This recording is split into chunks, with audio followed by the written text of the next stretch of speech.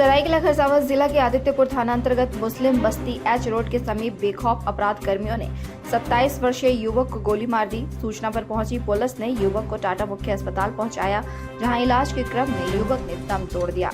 मृतक की पहचान मोहम्मद फिरोज के रूप में की गई है। बताया जाता है कि फिरोज पेशे से बिजली मिस्त्री था। घटना क्यों हुई, इसके पीछे क्या कारण है, फिलहाल पुलिस मामले की जांच में जुट गई है।